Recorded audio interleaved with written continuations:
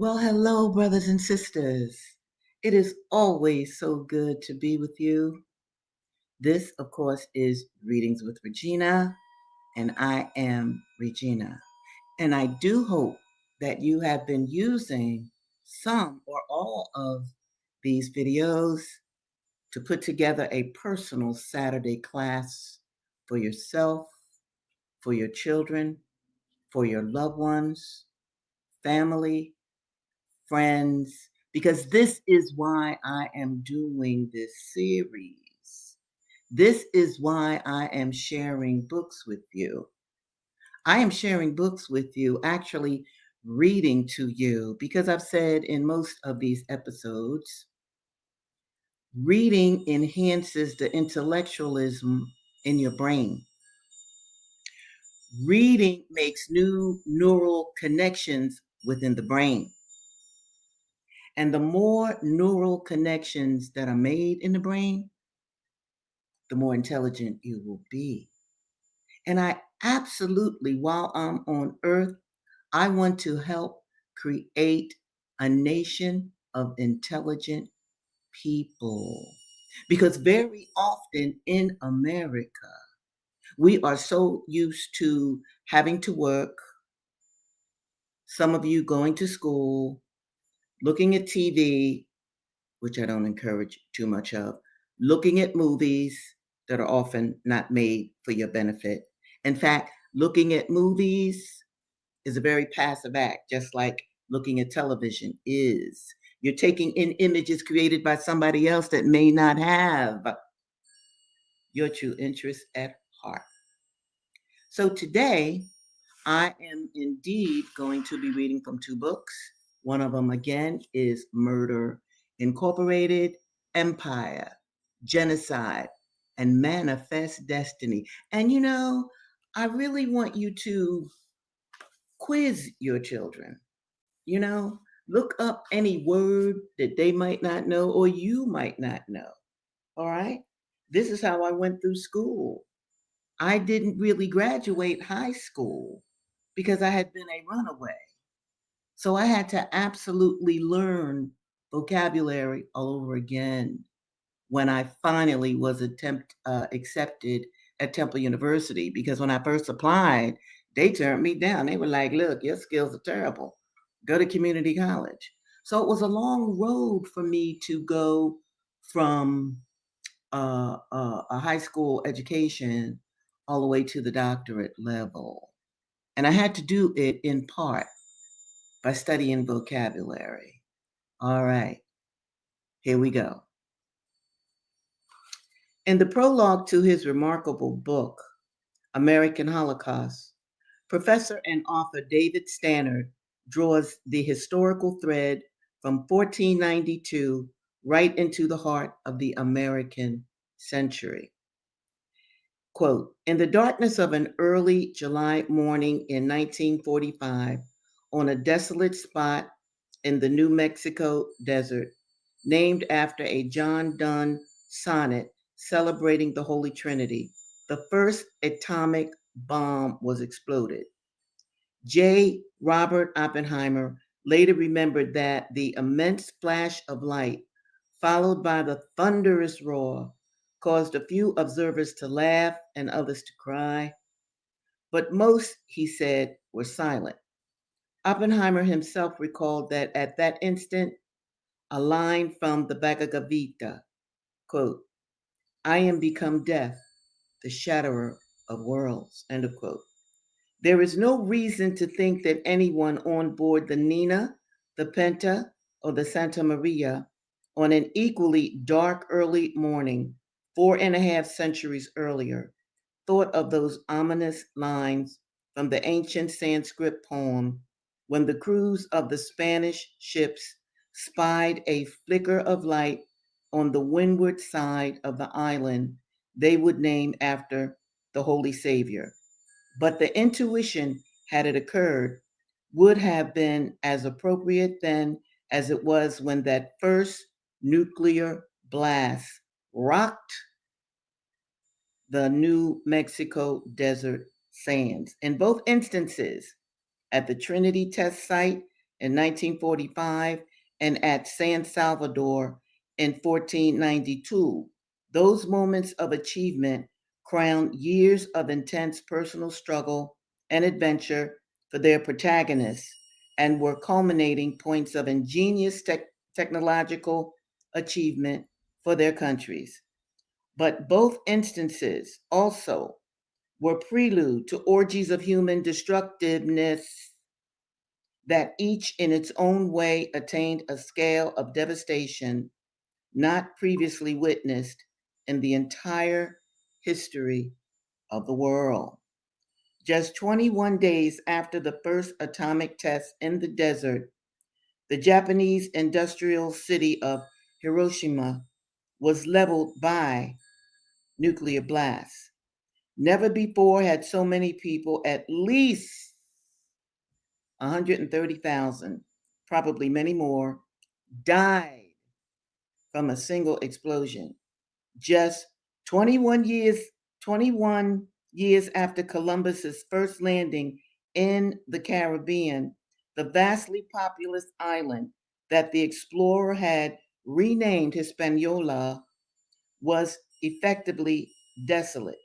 Nearly 8 million people, those Columbus chose to call Indians, had been killed by violence, disease, and despair.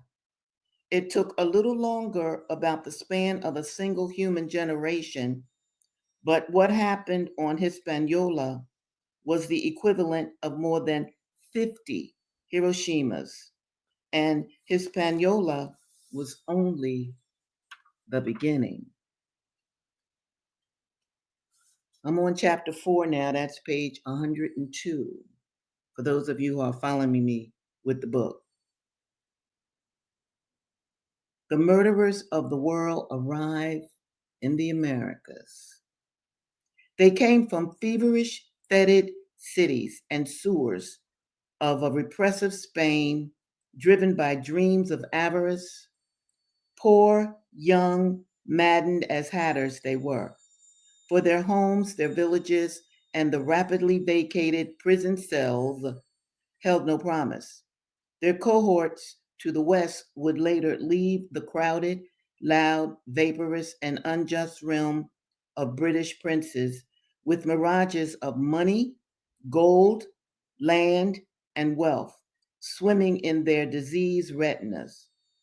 They left the cold, clammy, rainy shores of home to enter what must have seemed paradise, the balmy, sunlit shores of Turtle Island. Turtle Island is what the Native Americans here called America, Turtle Island. They each and all met beings of a rare and unblemished beauty, sun kissed men, women, and children, living in virtual gardens of a kind of Eden, resplendent with health, vitality, and love of their lands, their gods, their cities, and even those storm tossed, haggard, smelly, fish colored strangers. For though they spoke in strange tongues and wore rough, ragged, stinking tunics and had medals they had never seen before, were they not people? Were they not also human? What does one do when one sees people in hunger, in distress, ill, and perhaps a bit mad? What's the worst that could happen? People help people. Yes, even strangers with thick tongues speaking gibberish. This, the peoples of the lands that would one day be called the Americas did. They tended wounds. They fed the hungry. They taught the stupid fellow beings how to farm and how to listen to the land that is the mother to us all. How could they know that this was the worst thing that they could do? How could they know that this sick, feverish people would repay their kindness with genocide? How could they know that these blue eyed God men, greedy people, would turn on the hands that fed them and not just bite them, but slice them from their attached sinews and bone, bind them in chains, rape their daughters and mothers, corrupt their sons, burn their villages to ash, and wipe them from the face of their mother. Wipe them from existence. From these sailors, these shipmates, these explorers would come a holocaust of epic and ungodly proportions. For the peoples of Turtle Island, the Aztec, the Maya, and a million other clans, bands, and tribes had nurtured a ravenous beast which would leap at their throats, destroy their lives and dreams, and wreak unholy havoc and terror on the world under the guise of liberty. The world would be transformed by the loving kindness of the people we have come to call Indians. For in welcoming these foreign peoples into their homes, they opened the door to almost total destruction. This story, the end of their world, marked the emergence in the brief span of 5 centuries of one of the most ruthless and voracious empires this earth has ever seen. Why should you destroy us? It would be nice to think that things could have evolved differently in the Americas. Some historians blissfully write a kind of hope history, as in, what if Columbus did this, or what if Da Gama did that? These are mere mind games, word plays of wasted time. But things happened as they did, because regrettably, the forces launching those ships across the surging seas were powerful and deep. For truth be told, neither Spain, England, France, nor Holland were nice places, for the simple fact that much of Europe was a cesspool of disease, of class and religious conflict, of social and official violence. That is to say, it was a place ripe for leaving. When written accounts were published about a land of honey, of endless spring, of sweet flowing waters, imagine the psychological forces drawing on such people to this new, fresh, clean land, oppressed at home under rapacious nobility, threatened with the sulphurous fires of hell by a venal sacerdotal class hungry for indulgences. The seaward route to this new Eden must have seemed like a great escape. Millions of Europeans would be drawn to this New York, a place where every dream could be made reality. If only those pesky Indians weren't in the way. This is not to suggest that the Southern Europeans had an identical view as their Western colleagues. For the Spanish saw these teeming lands as a place rich in slaves, while their brethren of England wanted the land, with the natives preferably gone. Where they united in view and action was the ruthless extermination of Indians by hook or starvation, and if all else failed, by Christianity. When the Spanish hit the Indies, they burned through those societies like a hurricane of fire, while villages perished by the lethality of the disease they imported. Cities, once vibrant with life, commerce, and culture, became charnel, houses of bone. When the Spanish encountered indigenous people, they chained them, recited the cruel requerimiento to people who hadn't the faintest notion of what they were saying or even its intent, and enslaving them sent them into the mines for gold or silver. The document read to them had the following message: I certify to you that with the help of God, we shall powerfully enter into your country and shall make war against you in all ways and manners that we can, and shall subject you to the yoke and obedience of the church and of their highnesses. We shall take you and your wives and your children and shall make slaves of them, and as such shall sell and dispose of them as their highnesses may command. And we shall take your goods and shall do all the mischief and damage that we can. As to vassals who do not obey and refuse to receive their Lord and resist and contradict him. On Sunday, 14 October 1492, Cristobal Colon, aka Christopher Columbus, wrote in his diaries, El Diario de Cristobal Colon, the following passage that clearly underscores the burgeoning European motives of hegemony and conquest. From the outset, slavery was also in the air. Columbus' observance is an obvious harbinger of the transatlantic slave trade lurking on the horizon. After the obligatory salutation, quote, in the name of our Lord Jesus Christ, end of quote, Cristobal Colon speaks from the heart. This is what he says. The people here are simple in warlike matters, as your highnesses will see by those 7 which I have ordered to be taken and carried to Spain, in order to learn our language and return, unless your highnesses should choose to have them all transported to Castile or held captive in the island. I could conquer the whole of them with 50 men and govern them as I pleased. This is good old Christopher Columbus. The Spaniards wanted the natives alive, if only to work for them as gold slaves.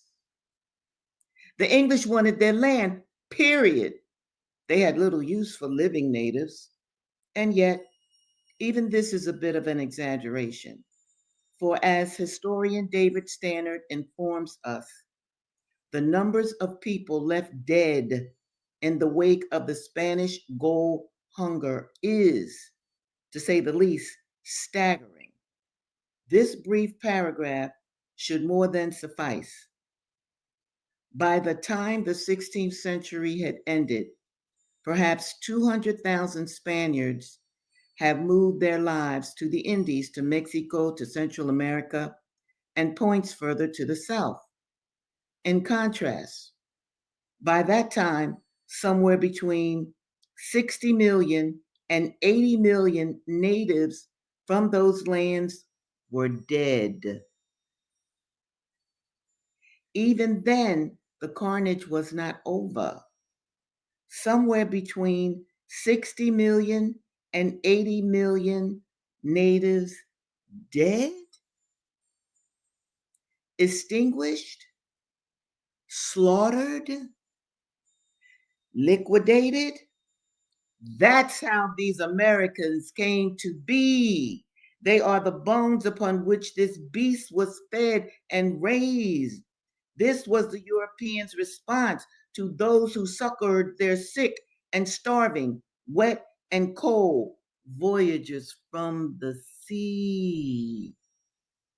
Many Americans are aware of the name Pocahontas, recognizable if only because the name was used in a popular Disney film which tells the story of a beautiful Indian maiden who saves the life of a white guy. There is, in fact, a basis to this tale, but as in most American Disney-fied history, much is left out. There was a maiden named Pocahontas, and she did save the life of John Smith. What American history books usually exclude is the reply given by her father, Wahun Sanakak, circa 1547 to 1619, interesting date, known to the whites as Powhatan. When Smith threatened him about a year after his life was spared, the father of Pocahontas responded to Smith thus: "Why should you take by force that from us which you can have by love? Why should you destroy us, who have provided you with food? What can you get by war? We can hide our provisions and fly into the woods, and then you must consequently famish by wronging your friends. What is the cause of your jealousy? You see us unarmed and willing to supply your wants. If you come in a friendly manner and not with swords and guns as to invade an enemy, I am not so simple as not to know it is better to eat good meat, lie well, and sleep quietly with my women and children, to laugh and be merry with the English, and being their friend, to have copper, hatchets, and whatever else I want, then fly from all, to lie cold in the woods, feed upon acorns, roots, and such trash, and to be so hunted that I cannot rest, eat, or sleep. In such circumstances, my men must watch, and if a twig should but break, all would cry out, "Here comes Captain Smith." And so, in this miserable manner, to end my miserable life, therefore exhort you to peaceable counsel, and above all, I insist the guns and swords that cause all of our jealousy and uneasiness be removed and sent away. One of the things this brought me to tears when I first read it.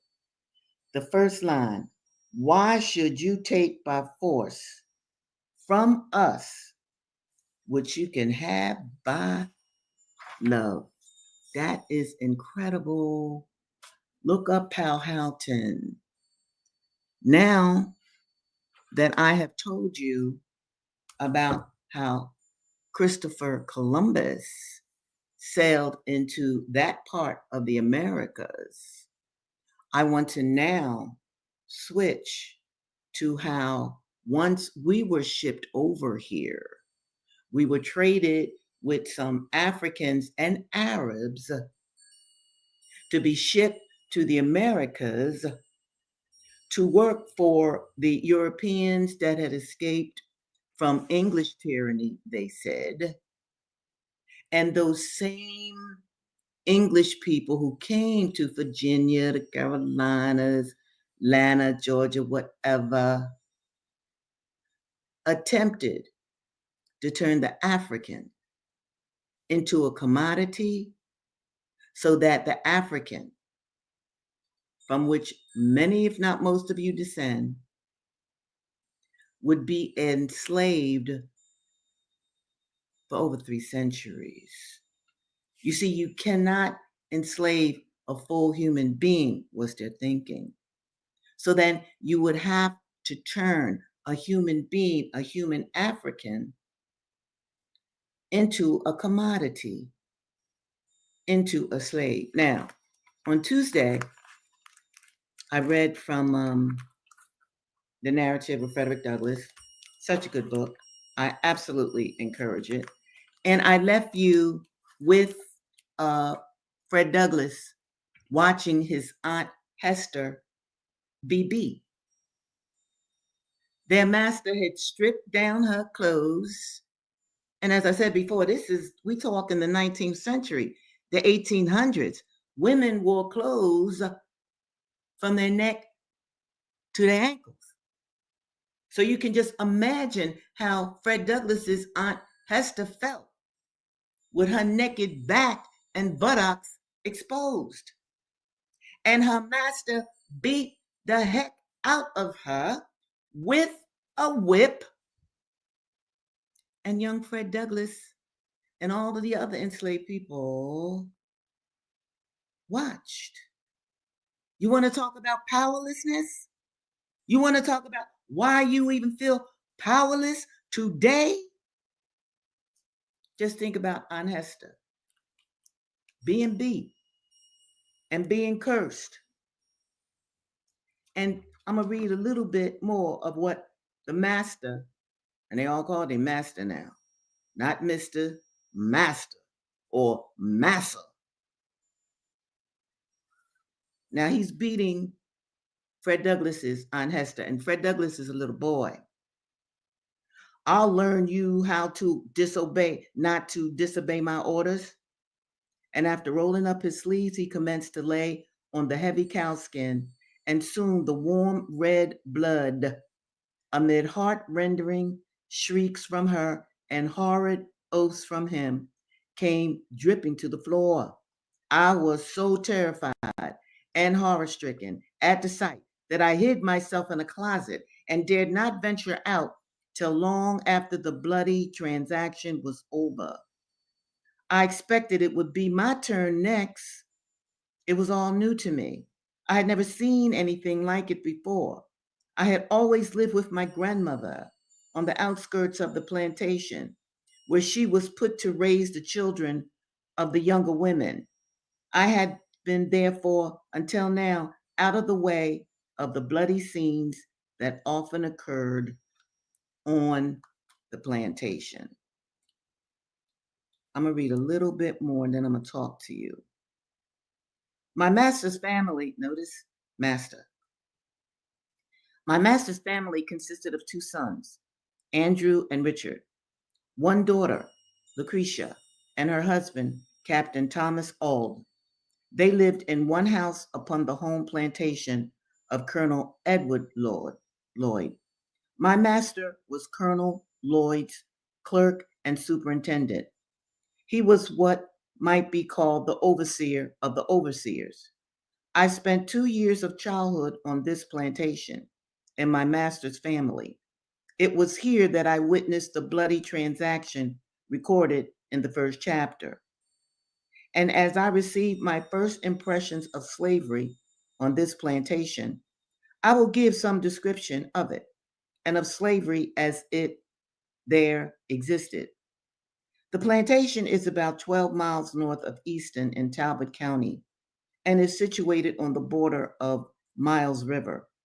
The principal products raised upon it were tobacco, corn, and wheat.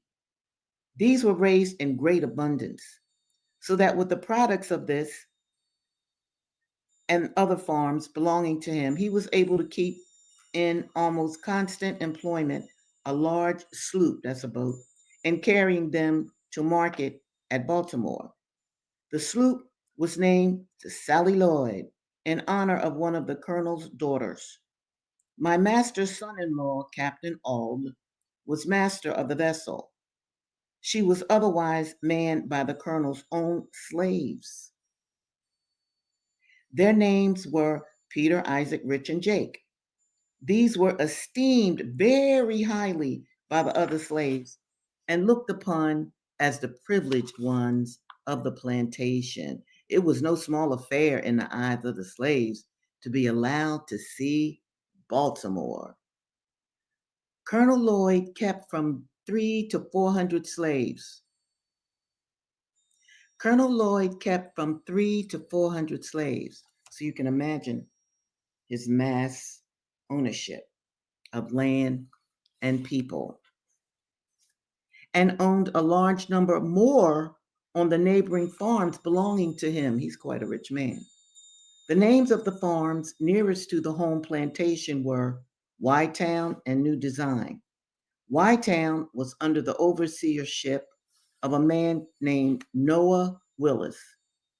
New Design was under the overseership of a Mr. Townsend.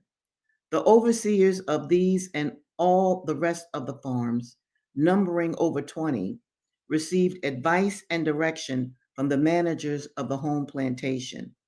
This was the great business place.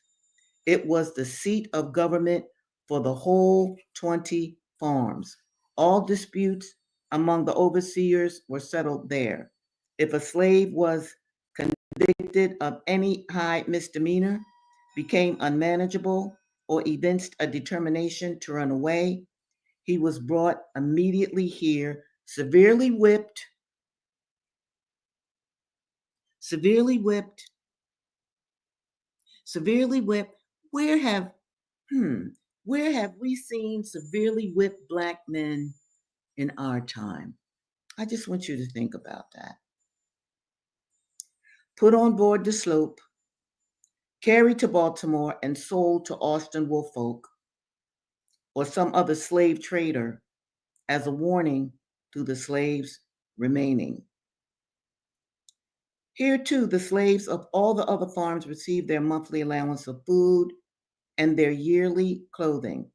The men and women slaves received as their monthly allowance of food 8 pounds of pork or its equivalent in fish, and 1 bushel of cornmeal. Their yearly clothing consisted of 2 coarse linen shirts, 1 pair of linen trousers, like the shirts, 1 jacket, 1 pair of trousers for winter, made of coarse Negro cloth. So they had a cloth called Negro cloth. Now, this Negro in this book is written with a small n. And even when writers of this time period referred to their slaves as Negroes, they always used the small n because a Negro was a commodity, was something edible. A Negro was like a tomato. You dig? A Negro was like a veto. Okay? So keep that in mind. I really want you to keep that in mind. It's important to understand origins, as Malcolm X has said.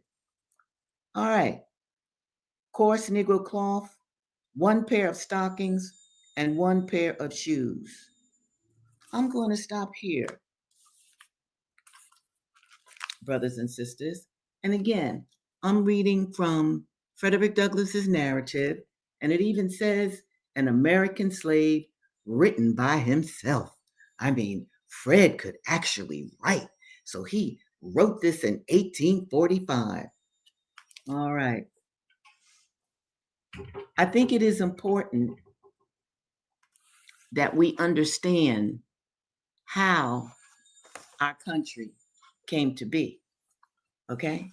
Because we are all the products of and the descendants from a Holocaust that happened right in the Americas. 60 million people, 80 million people. And then how many Africans were brought over on the slave ship? 60 million or so, 60 million or more.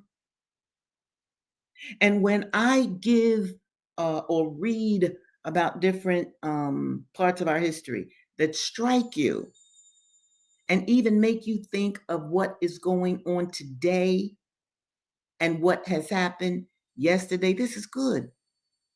I want you to make those connections because there are some behaviors in our culture that are maintained during this present time. So, brothers and sisters, it was so good to be with you today. Absolutely fabulous to be with you today. And if in fact you have any questions that you have for me, do visit my website. I want you to do that. Now, as many of you already know, but I know that there are new people signing in or looking at this video, I come on Tuesdays and Thursdays at 2 o'clock every week. And next week is February. Okay?